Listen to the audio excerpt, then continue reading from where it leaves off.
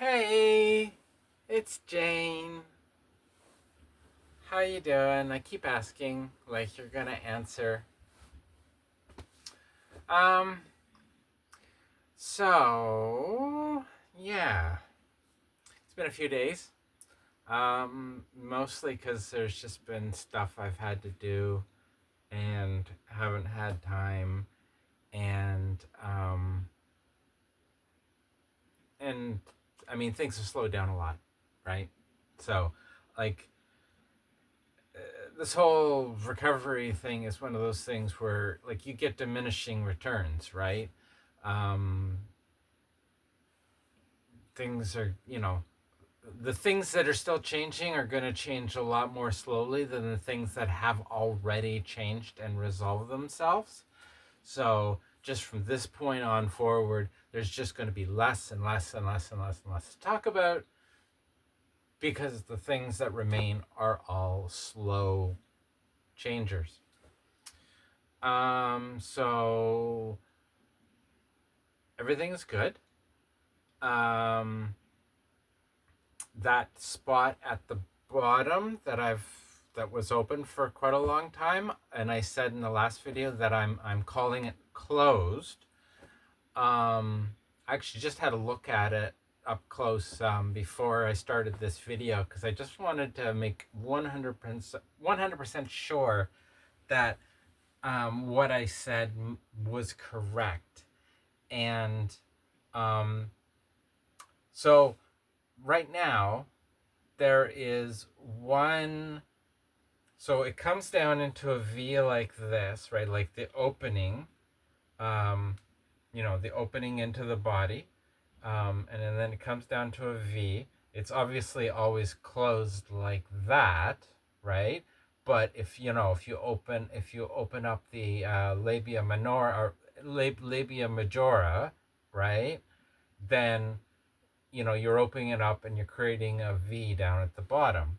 And right down in the valley of that V is this one strip of tissue that's kind of like been folded flat. And it is slowly diminishing in size, and it'll probably take, now looking at it now, because before there was actually several of these thin wedges of skin down there.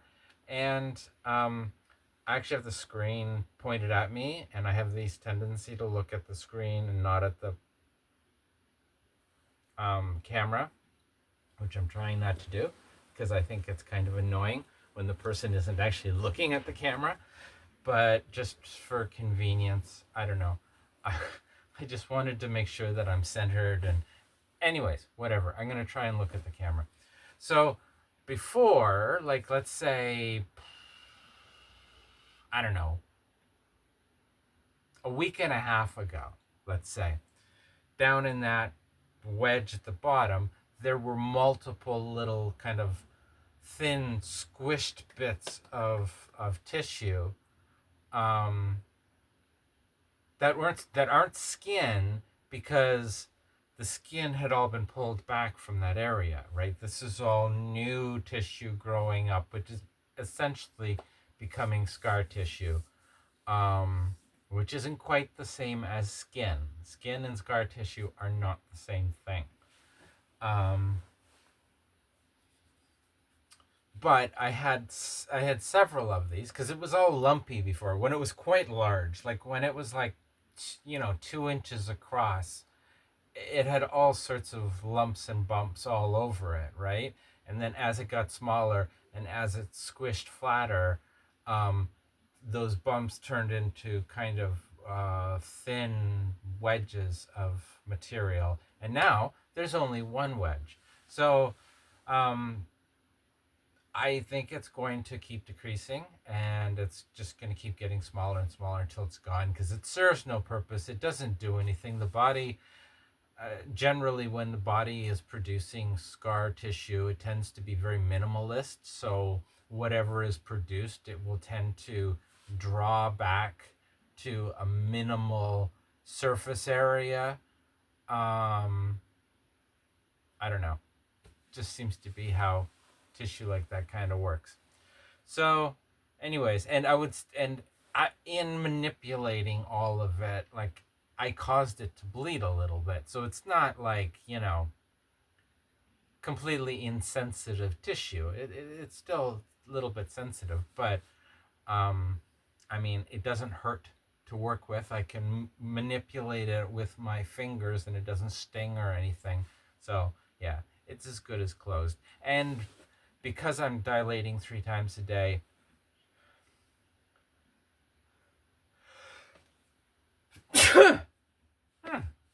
because I'm dilating 3 times a day, and using the antibacterial soap on the whole area, that spot gets cleaned 3 times a day with antibacterial soap, and at all other times, it's all closed up like this, anyways. So it's not really exposed to anything that would be a problem, and it is getting cleaned 3 times a day. So, yeah, everything's fine.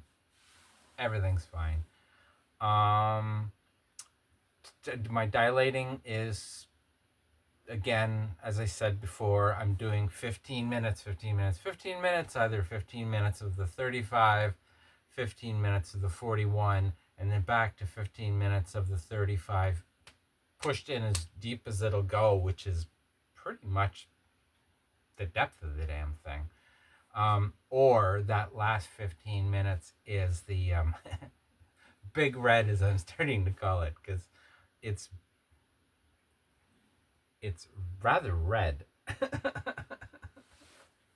Anyways, as a floor muscle exerciser, it does a good job. So the fact that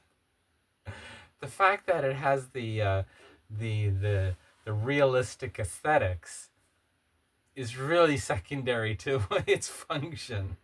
It's its job is to exercise my floor muscles, and it's doing a good job of that.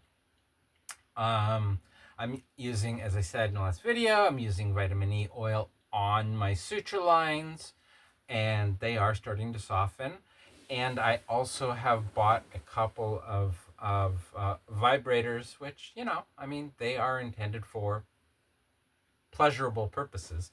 But I can say at this point in time, oh no, no. Neither one of them gets anywhere near my clitoris because they hurt like hell. my clitoris is not ready for prime time at all. It hurts like hell to get anywhere near it. But on the suture lines, it actually feels really, really nice. Because if I'm manipulating those suture lines with my fingers, it causes them to feel itchy. And it's not the kind of itch you can scratch, right? Like if I don't do anything, if I don't touch anything, it's fine. There's no itchiness. But as soon as I start massaging those suture lines, which you're supposed to do, because the more you massage it, the more you break down the fibrins, and the more supple it becomes. It also feels very itchy to manipulate it manually. So I bought a 2 vibrator package deal from Amazon. Again, not an expensive one. There's no point in me dropping a lot of money on something that is kind of experimental. But, it was not that expensive. Like $20 kind of deal, right? So there's 2. Just hold on. I threw my back out this morning. Helping my dad. Now my stupid back is sore. So I got 2. This is kind of like a dual purpose. Obviously, this is intended for penetration, and then this is just like a typical ball end vibrator. And when I bought this, like this was, and then there's this little lipstick style one, right? And this was just like the extra thrown in. So I'm like, yeah, whatever. I mean, two for the price of one because I'm buying it for this. This is what I was buying it for because this is what I imagined would do the best job all along the suture lines. And as it turns out, that one's better. Um, this one is more aggressive. It's got it vibrates. The motor in it oscillates harder than the one that's in this ball end. So, I mean, for pleasure purposes, that might be fantastic. I don't know because there's no pleasure in touching that area. But along the suture line, actually, this one is fantastic. It works beautifully. And so what I'll do is I'll use my index fingers and like really rub deep into the suture lines, particularly the lumpy bits, because there's a, when you've got suture lines, they're never perfect, right? And you're going to have a couple of spots that are extra thick and lumpy. And those are the ones that you really want to work deep with your fingers. But I find that when I do that, it makes them feel itchy. And then, so if I do that with my fingers, like really massage hard and deep into the suture lines with my fingers, and then I come along and don't push down on like that, but like, but put it along the suture line. Just lay it down on the suture line and just put even pressure on the whole thing along the suture line. It makes the itchiness go away, and it feels nice. It feels good on that suture line because nerves are starting to do stuff, right? And this is directly counteracting that itchiness with the vibration of this thing. So yeah, the combination of manual massaging and this thing actually really makes the experience of working on those suture lines better and pleasant. So yeah, yeah, yeah. I think you can definitely use some kind of a stronger vibrator. I think is really what you want. And the actual vibrator is, I don't think it matters that much. Like if you were to buy just one of those plain old-fashioned muscle vibrators, so basically one like this, only it's just designed for digging in deep into muscles, that would probably be the best. But of what I bought in this package deal, it turns out this is the best one because it has the most focused vibration, and it just works great along the suture lines. Um, what else? Um, I still am uncomfortable sitting on hard surfaces. Um, like like dining room chairs with minimal padding or wooden chairs. Yeah, I'm still feeling uncomfortable on some harder surfaces. If I can sit cross-legged, then I'm fine. I'm golden. I can sit cross-legged forever, and it's no discomfort whatsoever. Um, and the bucket seat in my dad's Tacoma um, is totally comfortable too, which is nice. Um, but yeah, there's still some surfaces I'm uncomfortable sitting on. And also too, I find when I'm getting up, um, there's definitely still a certain amount of swelling, internal swelling, because like if I lean forward like this and really kind of put pressure, actually, let me change how I'm sitting. So now I'm sitting with my feet over the edge of the bed, right? And my knees are together. And if I lean forward, because you lean forward to stand up, right? If I lean forward, I'm putting pressure on the whole vulvic area, and that's not comfortable. Not a big deal on my bed because it's soft. But like if you're getting up out of a chair, um, yeah, it actually kind of hurts a little bit. So I'm still kind of like when I go to stand up, I'll kind of rock to one side to get up, um, just so that I don't put that kind of pressure directly on it. I mean, it's getting better, but it's also diminishing returns, so it's going to be slower in getting better. Everything's going to be slower. Um, Now sensations, enervation. Um, I've been asking a couple people who've had the surgery before me at different times.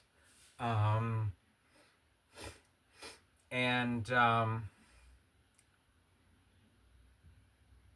Because my biggest thing about enervation is the skin on the inside of the outer sutures. So the two major suture lines, and I don't think this is going to make a. I don't really know much about the peritoneal pull through um, from as a surgical procedure. I understand the principle of it, like on what they do internally, but I'm not sure what they're doing externally. But I just don't see how you don't end up with two major suture lines and bringing a whole bunch of skin down. Even if you aren't using the skin to create the um, even if you aren't using the skin to create the penile skin to create the cavity walls, I mean, you still have to bring things down so that you can create the smooth transition of the labia majora on the front of the body. So I would imagine there has to be suture lines on the outside on either side of the labia majora in all three of the major procedures. But again, I don't know. I'm guessing, and I probably shouldn't be guessing. I should actually probably look it up. Um,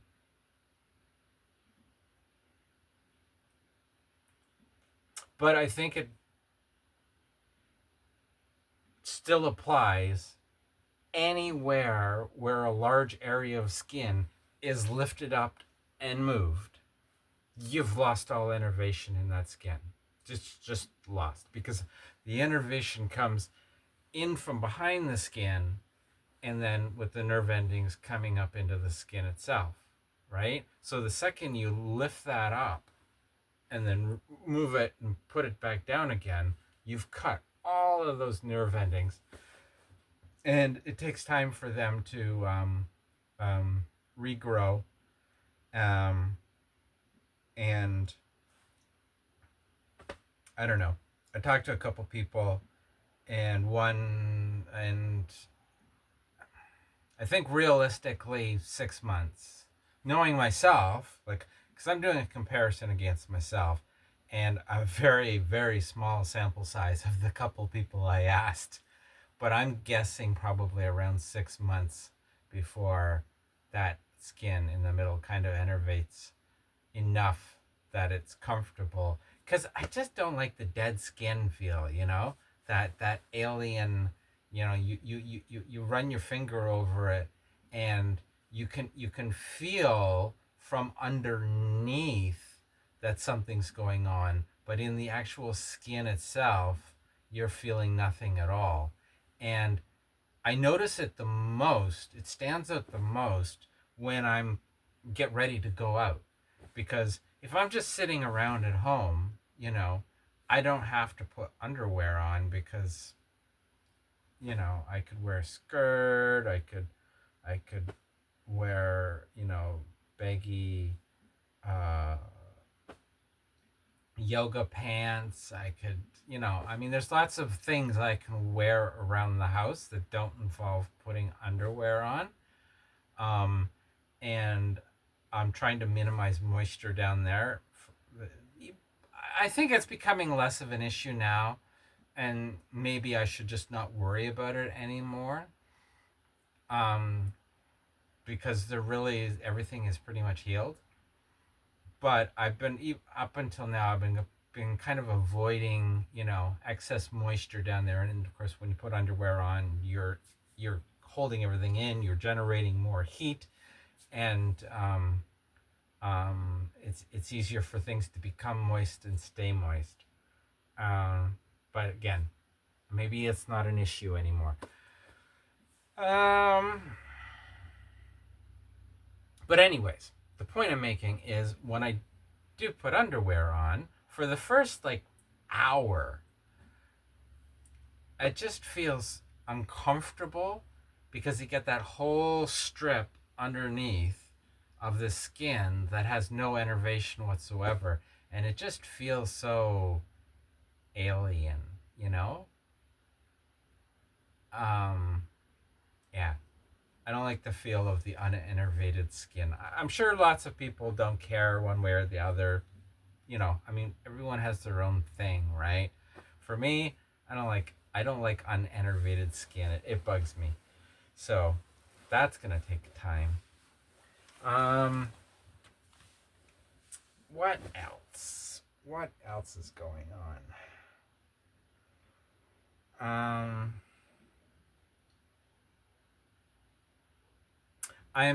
I stopped taking okay. Unrelated, but related. Back in the summer, I was hearing from quite a few different people that higher doses of progesterone were positively impacting their sex drive. And I was on 100 milligrams, and I wasn't noticing anything at all. Basically, I had the typical, estradiol, no sex drive, or very, very minimal sex drive thing going on. And so I added in the progesterone, and it didn't seem to make much of a difference, which I felt kind of defeated by, because, one wants a sex drive. But anyways, talking to a bunch of different people who were at higher doses than I was, and I thought, okay, well, I have enough. I can do some experimenting. So I went up to 200 milligrams, and boy, did that make a difference. 200 milligrams did have a positive effect on my sex drive, whereas 100 milligrams didn't seem to do anything, which was great. For a couple of months, I was, thinking a lot about sex, which I kind of enjoyed. But in the lead up to the surgery, knowing I'd have to stop taking hormones before the surgery, and knowing that during the recovery period, I really don't need to have a sex drive. In fact, having a sex drive kind of is annoying when you're healing, because all of that stuff down there, it does not stimulate in the way you think it would. Like, even now, my clitoris, if I get anything in my clitoris, it's burning or itching. Nothing else. Nothing pleasurable. Nothing even remotely pleasurable. I bring a vibrator near my clitoris and it burns. It hurts so much. No. That'll change. That'll resolve itself eventually. But right now, So I knew that I'd have to go off the hormones anyways, and I knew that I was going to not go back onto the progesterone for a while afterwards to let the healing keep going. And seeing as I've now, had these vibrators and experimented with them and determined that, yeah, that area can't be interacted with because it does hurt. I'm going to still continue to avoid progesterone for a while, but when I do go back to it, particularly when I go to see my endocrinologist in the second half of February, I'm going to tell him I want to double my prog prescription to 200 for later on.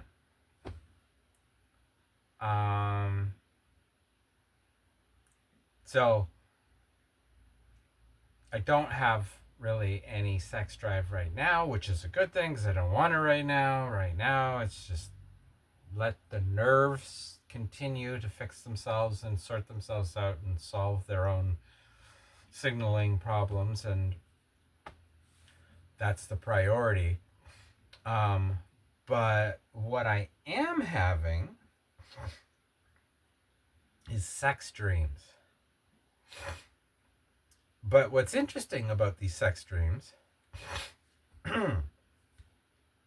sorry, what is interesting about these sex dreams is that they are relative to my new anatomy, which is interesting because I've never used my new anatomy, and I won't use my new anatomy for months and months and months and months. You know, like we're talking next summer before any serious thing, anything serious happens.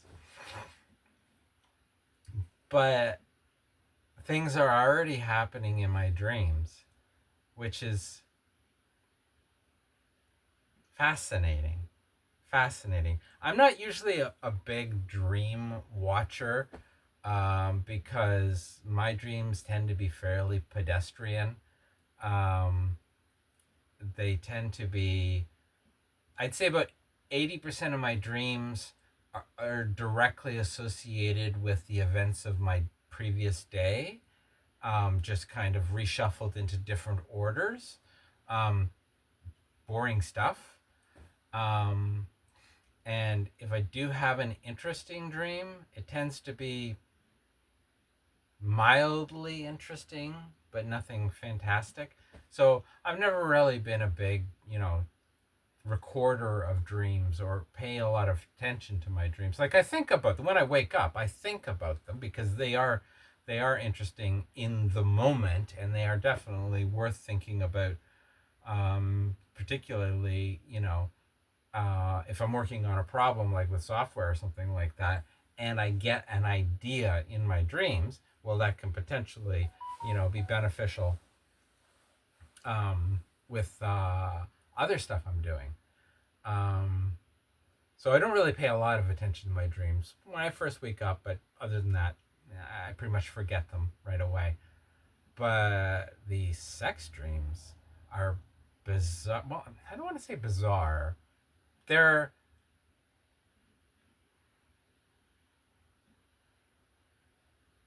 greater than the sum of their parts. Let's say that, because they're you know they're they involve sexual activity that's fully inclusive of all of the activities, uh, without me ever having done any of these things. Because, again, brand new equipment, never used, not going to be using it anytime soon. So I have no practical experience, but my brain can simulate, in theory, quite well, which is neat.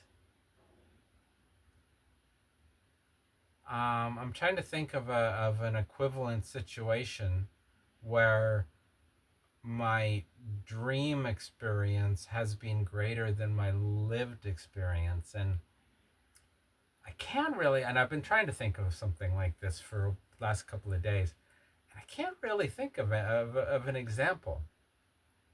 I'm sure there must be some kind of example where my dreamed experience has exceeded my lived experience, but I can't think of anything I have not been able to think of anything, but that's what's going on. My dream right now, my dreamed experience, is exceeding my lived experience, um,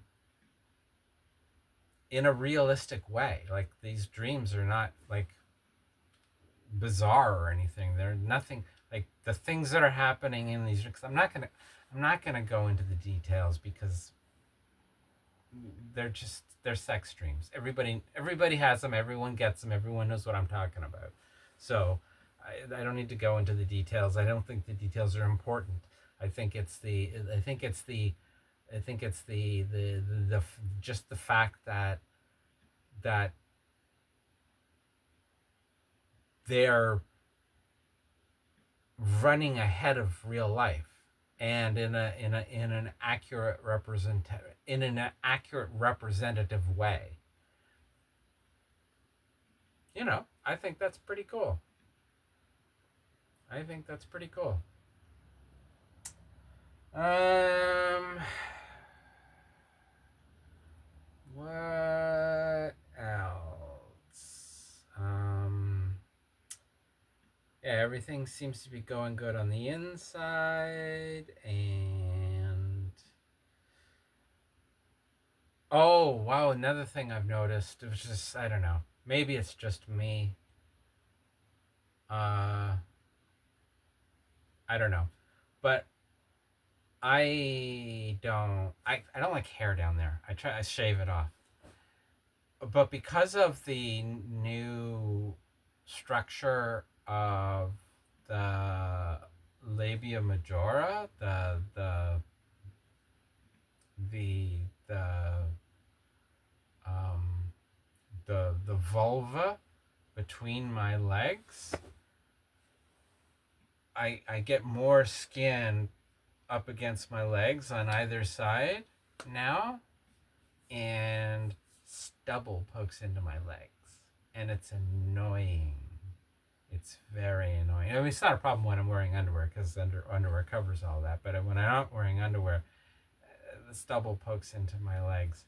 So yeah, when I've got the cash, I'm gonna go and get laser done and just get rid of all of it because I yeah, it's discomfort. Yeah, it's a new discomfort. It's not something because I've always been shaving, right? But this is the first time I've had that kind of discomfort. So yeah, again, it doesn't really mean anything, but it's interesting the things that do change, things that you don't necessarily think about. Um, Not a big deal. I mean, I just shave more frequently, but I was shaving anyway, so shaving more frequently is fine. It's not a big deal. Um, is there anything else? Slowly chipping away at my room. I have got now massive piles of clothes.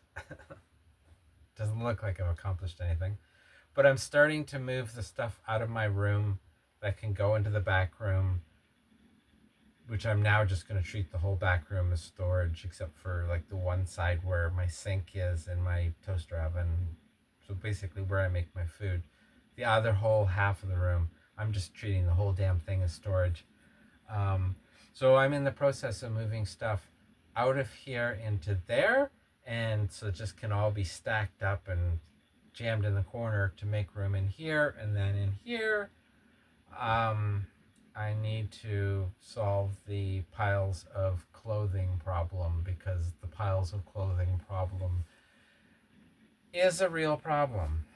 And then once that's done, I'll be able to actually get to my desk because I can't even get to my desk right now. There's just piles of clothes all over the place. So once that's done, then I can get to my desk. I can reboot the machine and I can start working. And I'm pulling my hair out because of how long this is taking. But my energy levels are coming back. So like maybe a week ago, I really could only go for about an hour before I would need to take a rest. Now I can go for a couple of hours without taking any kind of rest. So that's,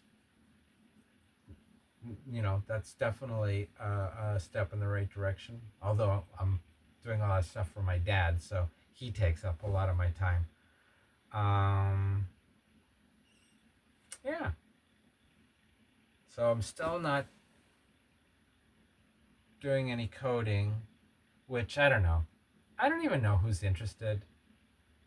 I mean, maybe once I start having stuff to show for the work, maybe people will be interested. I am sure initially people won't be interested because when you're building a large software project, here's the thing, right? I'm so used to dealing with end users. I have so much experience dealing with end users. You know, they come to you and they say, "Hey, we got this big project we'd like you to build. Um, you go through the details and I estimate how much time it'll take, and I'll be like, yeah, okay, this is going to take me 2 to 3 months to build for you. Um,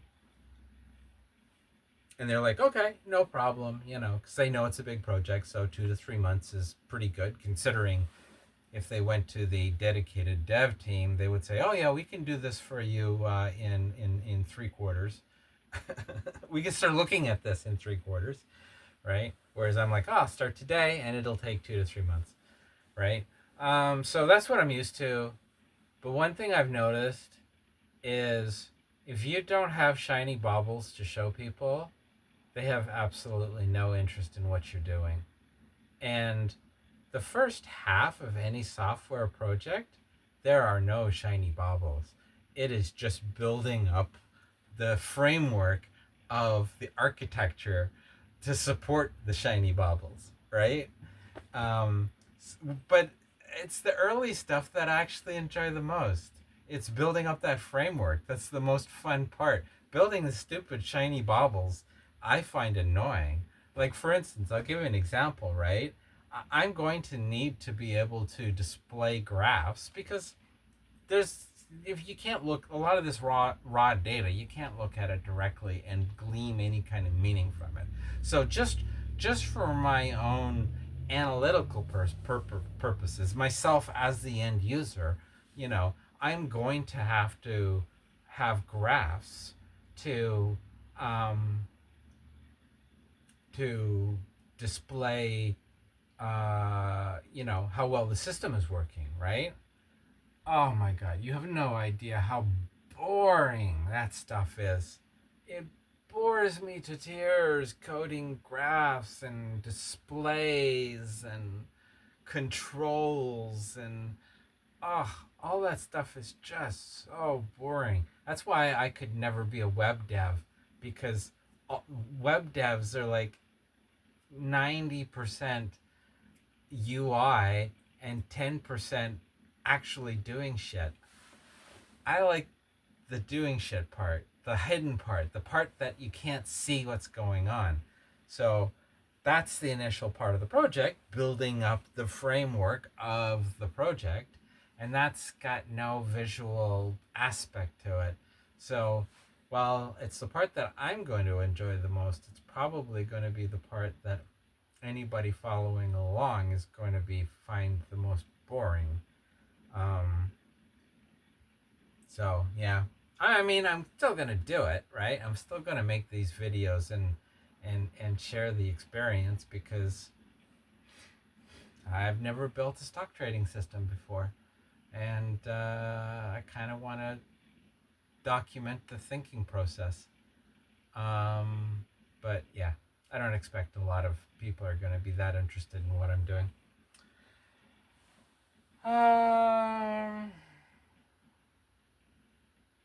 Yeah, I don't think I have anything else to say. I could get into geopolitics, but quite frankly, it's all fucked. It's all fucked. So, eh, who cares? Let it fall. Let the world fall apart. All the stupidest people are in charge now. Let the world fall apart. So I guess I'm gonna call quits on this one. I don't think there's anything else to say. I'm doing good. I'm happy. Gender euphoria. Still getting that. Yeah. So thanks for sticking around. Those 5 of you that actually did. And I love y'all. And I will talk to you later.